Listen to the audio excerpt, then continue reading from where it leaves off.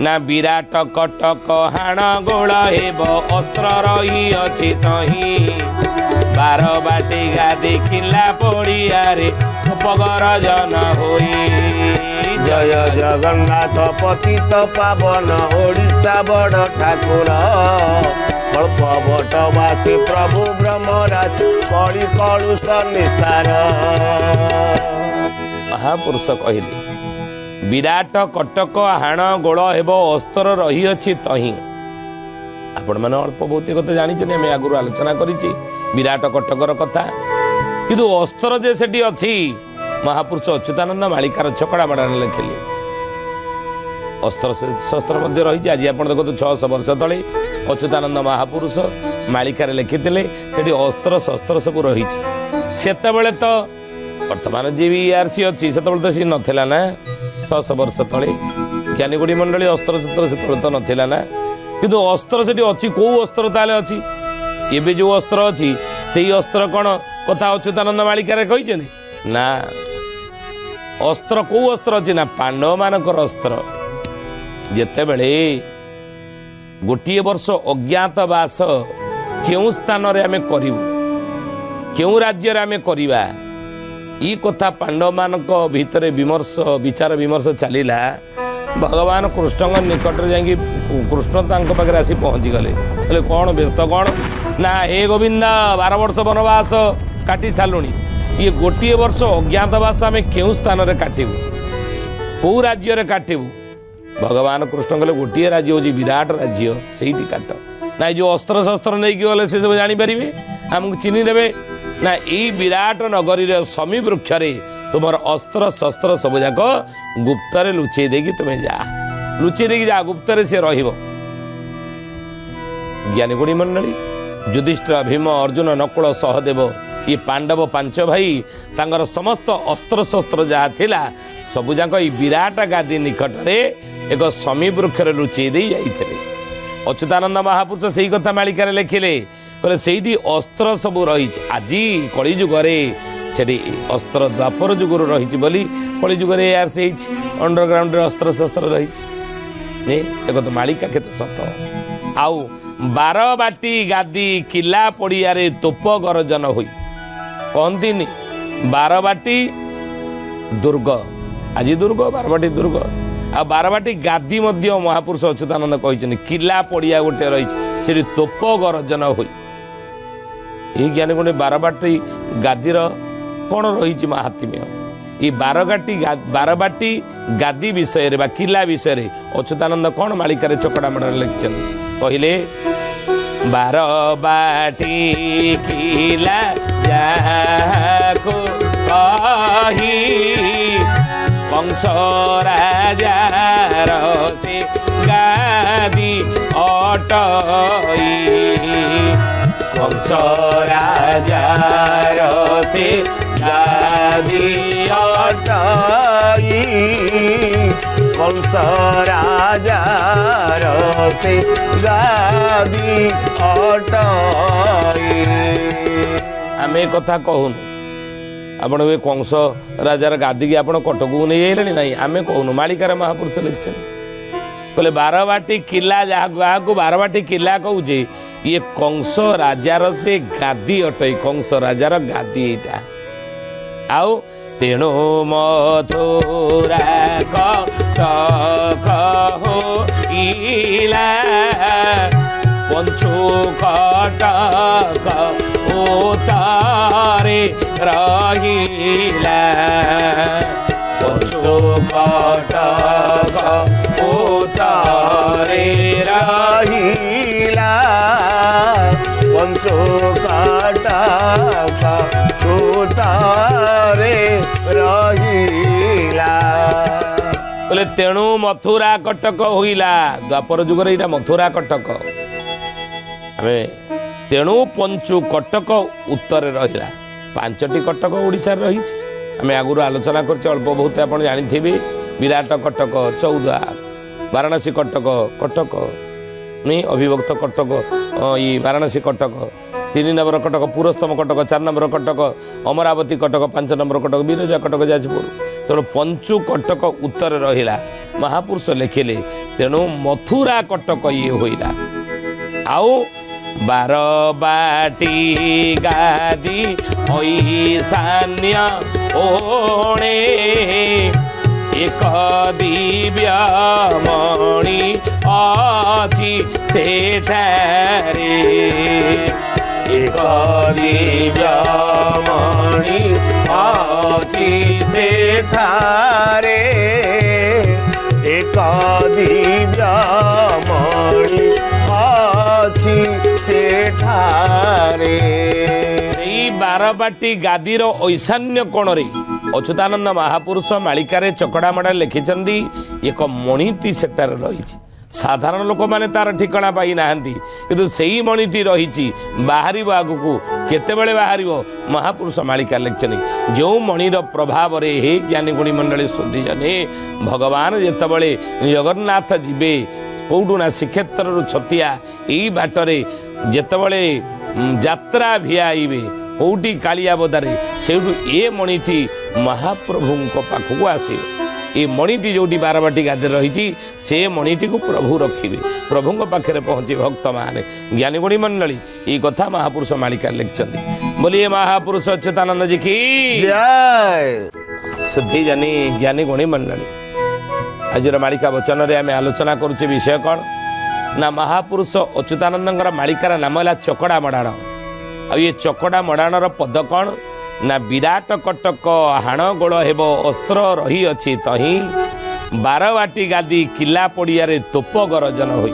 ଦିନେ ଏଇ ବାରବାଟୀ ଗାଦି ତୋପ ପଡ଼ିଆରେ ଏ ବାରବାଟୀ ଗାଦି କିଲା ପଡ଼ିଆରେ ତୋପ ଗର୍ଜନ ହେବ। ସେଇ ବିଷୟ ଆମେ ଆଲୋଚନା କରୁଛେ। କହିଲେ ଏକ ଦିବ୍ୟ ମଣି ରହିଛି, ସେ ମଣିଟି ପ୍ରଭୁଙ୍କ ପାଖକୁ ଆସିବ।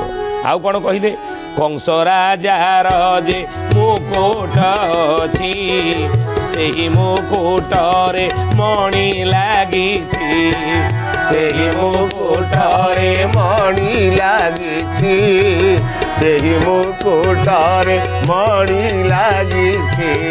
କଂସ ରାଜାର ଯେ ମୁକୁଟ ସେଇଠି ଅଛି ବାରବାଟୀ କିଲାରେ ମାଟି ତଳେ ଅଛି।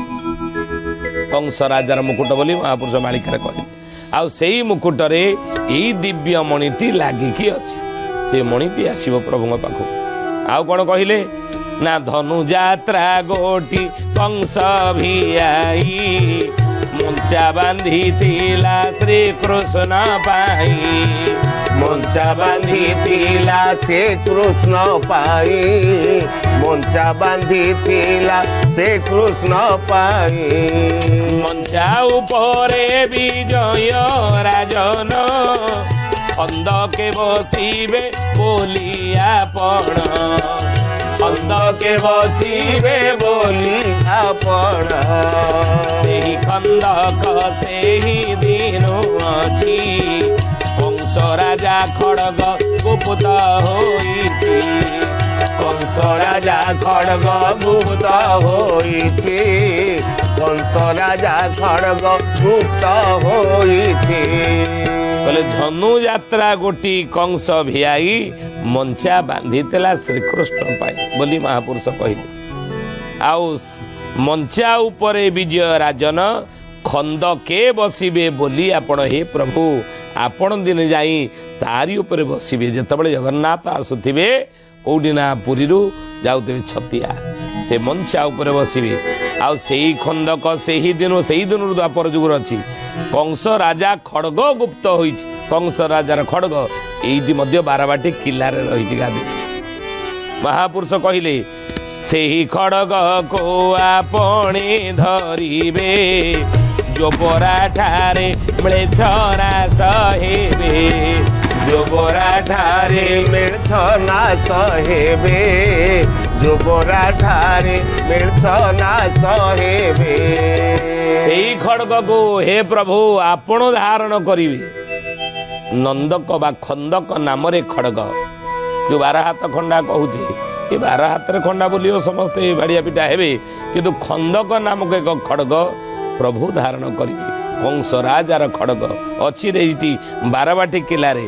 କେତେ ସାହେବ ତହିଁ ହଣା ହେବ ଖନ୍ଦକ ଗୋଟି ମୁଣ୍ଡ ମାଳ ହେବ ଖନ୍ଦକ ଗୋଟି ମୁଣ୍ଡ ମାଳ ହେବ ଖନ୍ଦକ ଗୋଟି ମୁଣ୍ଡ ମାଳ ହେବ। ସେଇ ଖନ୍ଦକରେ, ଖନ୍ଦକ ଖଡଗ ନୁହଁ, ଖନ୍ଦକ ସେଇ ଖନ୍ଦକରେ, କଂସର ଖନ୍ଦକରେ ଖଣ୍ଡାଟି କଂସର ରହିଛି। ଏ ଜ୍ଞାନୀ ଗୁଣୀ ମଣ୍ଡଳୀ, ସେଇ ଖନ୍ଦକ ସେହି ଦିନୁ ଅଛି, ଦ୍ୱାପର ଯୁଗରୁ ଅଛି। କଂସ ରାଜା ଖଡଗ ଗୁପ୍ତ ହୋଇଛି ସେଇଟାରେ ଖନ୍ଦକ ଗୋଟି। ଆଉ ସେଇ ଖନ୍ଦକ ଗୋଟି ପ୍ରଭୁ କ'ଣ କରିବେ ନା ସେଇ କଂସ ରାଜାର ଖଡଗକୁ ପ୍ରଭୁ ଧାରଣ କରିବେ। ଆଉ ମହାପୁରୁଷ ଲେଖିଲେ ଯେ କେତେ ସାହେବ ତହିଁ ହଣା ହେବ, କେତେ ସାହେବ ସେଇଟାରେ ହଣା ହେବ। ପୁନଶ୍ଚ ମହାପୁରୁଷ କହିଲେ ଲକ୍ଷେ ସତ କାଠ ମାଳିଆ ଭକ୍ତ ଶୁଦ୍ଧ ମାଂସ ସେ ଯେ ଯୋଗ୍ନି ପଦାର୍ଥ ଶୁଦ୍ଧ ମାଂସ ସେ ଯେ ଯୋଗ୍ନି ପଦାର୍ଥ ଶୁଦ୍ଧ ମାଂସ ସେ ଯେ ଯୋଗ୍ନି ପଦାର୍ଥ। ଲକ୍ଷେ ସତ କାଠ ମାଳିଆ ଭକ୍ତ। ମହାପୁରୁଷ କହିଲେ ବାବୁରେ ପ୍ରଭୁ କ'ଣ କରିବେ? ସେ ଖଡଗରେ ଲକ୍ଷେ ସତ କାଠ ମାଳିଆ ଭକ୍ତ, ଶୁଦ୍ଧ ମାଂସ ସେତ ଯୋଗୀ ଯୋଗ୍ନି ପଦାର୍ଥ। ଏଇମାନେ ହେଉଛନ୍ତି ଶୁଦ୍ଧ ମାଂସ, ଆଉ ଏଇମାନେ ଯୋଗ୍ନୀଙ୍କର ପଦାର୍ଥ ବୋଲି ମହାପୁରୁଷ ମାଳିକାରେ ଲେଖିଲେ। ପୁଣି ମହାପୁରୁଷ କହୁଛନ୍ତି କହିଲେ କୁମ୍ଭୀ ପାଟୁଆ ଯେତେ କହିବେ କାଳିଆ ବୋଦାରେ ବଳି ପାଇବେ କାଳିଆ ବୋଦାରେ ବଳି ପାଇବେ କାଳିଆ ବୋଦାରେ ବଳି ପାଇବେ।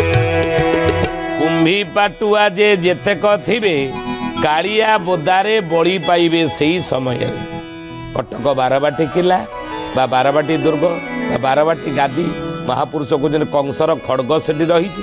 ପ୍ରଭୁ ଯେତେବେଳେ ଆସିବେ ସେଇ ଖଡଗ ଧାରଣ କରିବେ।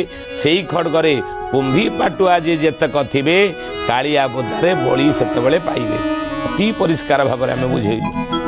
କୁମ୍ଭୀ ପାଟୁଆ କହିଲେ କି? ଆପଣ କହିବେ କୁମ୍ଭୀ ପାଟୁଆ ତାହେଲେ କି? ଅଚ୍ୟୁତାନନ୍ଦ ମହାପୁରୁଷ ଲେଖିଛନ୍ତି କୁମ୍ଭୀପାକ ନରକ। ଅନେକ ନରକ ରହିଛି, ଭାଗବତରେ ଆଲୋଚନା ହେଇଛି। ତାମସ ନରକ, ମାନ୍ଧାତା ନରକ, ରୌରବ ନରକ, କୁମ୍ଭୀପାକ ନରକ, ଏଭଳି ଅନେକ ନରକର ବର୍ଣ୍ଣନା ଭାଗବତରେ କୁହାଯାଇଛି। ବ୍ରହ୍ମ ବୈବର୍ତ ପୁରାଣରେ ମଧ୍ୟ ଅନେକ ନରକର ବର୍ଣ୍ଣନା କରାଯାଇଛି। କେଉଁ ପାପ କଲେ ଏ ଜୀବ କେଉଁ ପାପ କଲେ ଏବଂ ତାର ପରିଣାମ ସ୍ୱରୂପ କେଉଁ ନରକଗାମୀ ଏ ଜୀବାତ୍ମା ହୁଏ, ଇଏ ସବୁ ବ୍ରହ୍ମ ବୈବର୍ତ ପୁରାଣରେ ଲେଖା ଅଛି। ତେଣୁ ଜ୍ଞାନୀ ଗୁଣୀ ମଣ୍ଡଳୀ, ଇଏ କୁମ୍ଭୀପାକ ନରକ ତନ୍ମଧ୍ୟରେ ହେଉଛି ଏକ। ଅନେକ ନରକ ଭିତରୁ ଇଏ କୁମ୍ଭୀପାକ ନରକ ହେଉଛି ଗୋଟିଏ। ଆଉ ଇଏ କୁମ୍ଭୀପାକ ନରକରେ ଜୀବ କେତେବେଳେ ପଡ଼େ, ଜୀବାତ୍ମା କେତେବେଳେ ପଡ଼େ ନା ଯେଉଁମାନେ ପିତୃମାତୃ ଶ୍ରାଦ୍ଧ ଦିଅନ୍ତି ନାହିଁ, ଯେଉଁମାନେ ପିତୃମାତୃ ଶ୍ରାଦ୍ଧ ଦିଅନ୍ତି ନାହିଁ। ଆପଣ ଜାଣିଛନ୍ତି ସ୍ୱୟଂ ଜଗନ୍ନାଥ ମହାପ୍ରଭୁ ଠାକୁରେ ହେଲେ ବି ସେ ମଧ୍ୟ ପିତୃମାତୃ ଶ୍ରାଦ୍ଧ ଦେଉଛନ୍ତି। ବର୍ଷକୁ ଥରୁଟିଏ ସେ କ'ଣ ଶ୍ରାଦ୍ଧ ଦେଉନାହାନ୍ତି? ଶ୍ରାଦ୍ଧ ବେଶ ତ ସେଇଥିପାଇଁ ଜଗନ୍ନାଥ ମହାପ୍ରଭୁଙ୍କର ବର୍ଷକୁ ଥର। ଅନେକ ବେଶ ଭିତରେ ମହାପ୍ରଭୁଙ୍କର ଗୋଟିଏ ବେଶର ନାମ ହେଉଛି ଶ୍ରାଦ୍ଧ ବେଶ। କାହିଁକି ହୁଅନ୍ତି ନା ରାଣୀ ଗୁଣ୍ଡିଚା ଏବଂ ଇନ୍ଦ୍ରଦମ୍ନଙ୍କ ଉଦ୍ଦେଶ୍ୟରେ ଇଏ ଶ୍ରାଦ୍ଧ ଦିଅନ୍ତି। ଯେହେତୁ ତାଙ୍କର ସନ୍ତାନ ସନ୍ତତି ନାହାନ୍ତି, ପୁତ୍ର ନାହାନ୍ତି, ଜଗନ୍ନାଥ ମହାପ୍ରଭୁ କଥା ଦେଇଥିଲେ ଯେ ମୁଁ ତୁମ ପାଇଁ ପ୍ରତିବର୍ଷ ଶ୍ରାଦ୍ଧ ଦେବି। ତେଣୁ ଶ୍ରାଦ୍ଧ ଜଗନ୍ନାଥ ଦେଉଛନ୍ତି। କିନ୍ତୁ କଳିଯୁଗରେ ଆଜି ଅନେକ ଲୋକ ଯଦି ପିତୃମାତୃ ଶ୍ରାଦ୍ଧରୁ ବଞ୍ଚିତ ଅଛନ୍ତି, ଦେଉନାହାନ୍ତି। ମହାପୁରୁଷ କହୁଛନ୍ତି ତାକୁ ଜାଣିବ ଯେ ସେଇମାନେ କୁମ୍ଭୀ ପାଟୁଆ ଭକ୍ତ। ବୋଲିଏ ମହାପୁରୁଷ ଅଚ୍ୟୁତାନନ୍ଦଜୀ କି ଜୟ। ଶୁଦ୍ଧି ଜ୍ଞାନୀ ଗୁଣୀ ମଣ୍ଡଳୀ, ଆଜିର ମାଳିକା ବଚନରେ ଆମେ ଆଲୋଚନା କରୁଛେ ବିଷୟ କ'ଣ ନା ମହାପୁରୁଷ ଅଚ୍ୟୁତାନନ୍ଦଙ୍କର ମାଳିକାର ନାମ ହେଲା ଚକଡ଼ା ମଡ଼ାଣ। ଆଉ ଏ ଚକଡ଼ା ମଡ଼ାଣର ପଦ କ'ଣ ନା ବିରାଟ କଟକ ହାଣ ଗୋଳ ହେବ ଅସ୍ତ୍ର ରହିଅଛି ତହିଁ। ବିରାଟ କଟକରେ ଅସ୍ତ୍ର ବହୁତ ରହିଛି, ସେଠି ହାଣ ଗୋଳ ଦିନେ ହେବ। ବାରବାଟୀ ଗାଦି କିଲ୍ଲା ପଡ଼ିଆରେ ତୋପ ଗର୍ଜନ ହୋଇ, କଟକର ବାରବାଟୀ ଗାଦି ସେ କିଲ୍ଲା ପଡ଼ିଆରେ ତୋପ ଗର୍ଜନ ହେବ। ଯୁଦ୍ଧ ଯେତେବେଳେ ଘନ ଘଟା ଲାଗିଥିବ हे सुधेयने से बारबाटी किला उपरे आम आलोचना करुचे ये बारबाटी गादी जहाँ आज आम देखुचे ये कंसर महापुरुष कहते ये कंस राजार गादी थिला द्वापर जुगरे बोली मालिकार महापुरुष लिखिं आउ यहीठारे महापुरुष कहले कुंभी पाटुआ जे जेतेक जन कुंभी पाटुआ जेतक जन थे जेतक भक्त थे महापुरुष कहले यही जगार से माने मरिबे बा हाण खाइबे कोउटी कालिया बोदारे कुंभी पाटुआ किए कुंभी पाटुआ क्या कहवा ना भोग को निंदीबे जेते कजन भकतिया होई ढाउ बसना भकतिया होई ढाउ बसना भकतिया होई ढाउ बसना भला बेड़को से उल्ला होइबे भवानी घर परे बड़ी पड़िबे भवानी घर परे बड़ी पड़िबे महापुरुष कहले जे भोग को निंदिबे जेते कजन आउ भकतिया होई ढाउ बसन इरे भला बेलको से ओला होइबे भवानी खरपरे बड़ी पड़िबे महापुरुष लिखे बोले से माने भवानी माँ भवानी खरपर से माने बड़ी पड़िबे क्यों माने ना कुंभी पाटुआ भक्त बुझे जो मैंने पितृमातृ श्राद्ध दौ नथि बुझे से अच्युतानंद महापुरुष मालिकार लिखिं कहले पितृमातृ श्राद्ध पड़िब संसारो मला प्राणी कहीं खाए खाइबाको संसार जन जे शास्त्र गढ़ी प्राय शास्त्र गढ़ी प्राय हे सुजने शास्त्र गढ़ी प्राय शास्त्र गढ़ी प्राय हे सुजने शास्त्र गढ़ी प्राय महापुरुष जहाँ लिखिते कौन सत है मालिका वचन न होइबा न हे ज्ञानी गोड़ी मंडली 600 वर्ष तले लिखिते पदटी जे पितृ मातृ श्राद्ध बुड़ीब संसारो मला प्राणी खाई खाए पिता माता श्राद्ध दवाई संतान माने आउ इच्छा करेंगे ना मन तो नथिबो श्राद्ध दवा दूरे थाऊ बापा श्राद्ध चलीगला 8 दिन ये चलीगला गोटे फोन कर कहलनि पुओ विदेश रोच पुओ बाहर रोच चाकरी करी फोन कर पचारा आउ बापा श्राद्ध ना से चलीगला 8 दिन ना श्राद्ध चलला चलीगला कहीं मुझे जापारे तेणु अच्युतानंद महापुरुष यही कथा मालिकार लिखिते पितृ मातृ श्राद्ध बुड़ीब संसार बुड़ीज मला प्राणी कहीं खाए जुक्ति करी कहे जे मरीगला से तो मरीगला आ कौन से खाऊँगी खाऊँगी आम ताकू दबा ना भंडी खाइबा को संसार जनते शास्त्र गढ़ी प्राय आ लोक मैंने सब शास्त्र सब लिखिं ए पिता माता को श्राद्ध दियो हम कई कर ये भंडिकी खाइबा एगुरा सब लिखिं ना समाज को यही जुक्ति करी कहे बोली 600 वर्ष तले अच्युतानंद महापुरुष लिखिते ज्ञानी गुणी मंडल देखो आज सत्य सत्य सत्य रे परिणत होती कथा ये घटना घटुची आज पिता माता श्राद्ध दवाई आ तो मन ना आदि भी मन अच्छी दवाई मत इच्छा करना कहीं से गुड़िक दबा ये मरीगला तरीगला अच्युतानंद महापुरुष कहले कलिजुगे जे मैंने पितृमातृ श्राद्ध देवे ताको कुंभी पाटुआ कहते आउ से कुंभी पाटुआ माने ये बारबाटी किला रे आउ कालिया बोदारे से समय हाण खाइबे ये बारबाटी किला कंस राजार गादी थिला कलिजुगे बर्तमान कटक रही तोप गरजन आगू हम युद्धर प्रभाव ये कटक बारबाटी किला रे मध्य पड़िबो।